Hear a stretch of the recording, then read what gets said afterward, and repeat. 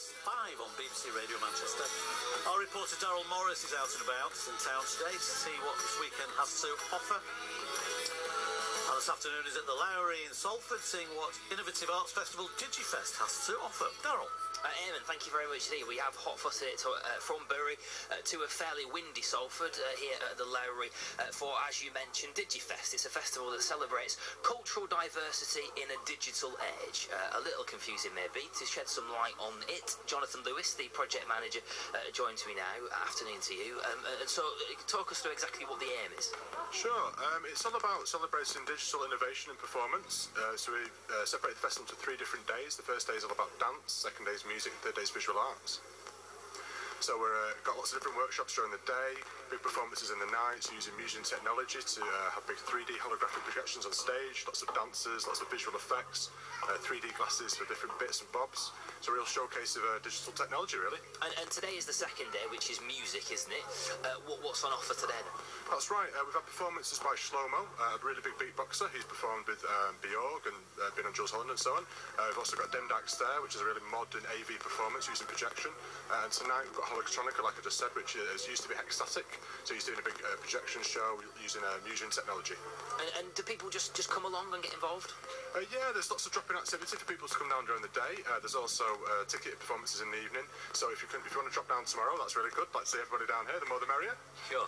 We've got some volunteers as well. We've got Alison with us, and we've got Nikki as well. Alison, to you first. And you are. Do you volunteer with the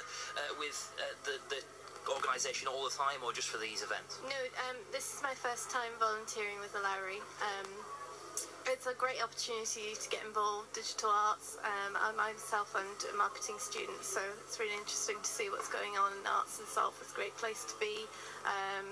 There's lots going on, so yeah, it's definitely... Well, that's what I was going to say. I mean, if it feels as though if you perhaps aren't a techno whiz, you could get a little bit left out.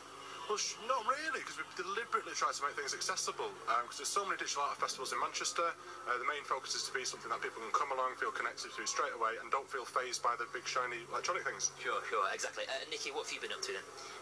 I've been mainly distributing the material around Manchester, Chorlton mainly, Hume, everywhere, and I've also just been helping out, like, you know, doing everything really. Getting your hands dirty. Roll up your sleeves.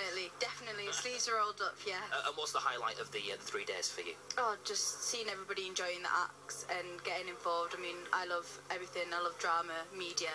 So it's been a really great opportunity, and it's given me quite a lot of confidence because I've had very, very good opportunities. I've been doing presenting work, obviously the radio now. So yeah, it's been really good. Superb. And what has the reception been like then? We've had loads of good feedback, actually. A lot of people have said they've had fantastic days, they've seen lots of new things they wouldn't have already seen, inspired to go away and make their own digital art, and coming to the performances, having a good time with their friends. And you are involved with the Olympics as well, aren't you? This is going to get... It's going to be quite a big thing, isn't it, in 2012? Sure, it's part of the My Games project, so that's various different projects throughout the country to celebrate the Olympics, and happening the year before the Olympics. The idea is to connect different areas other than London to the Olympic Games through cultural engagement as opposed to sports. And this is continuing tomorrow as well, this particular festival. Tomorrow's the last day, isn't it? What's on tomorrow? That's right, it's the Visual Arts Day tomorrow. So we've got a big, what we call this Interact Zone. So we've got lots of small terminals where people can come in and drop by and get involved in workshops using Kinect technology, which is what the Xbox uses. So it's real-time motion capture. We've got augmented reality, which is where you see yourself in a 3D space.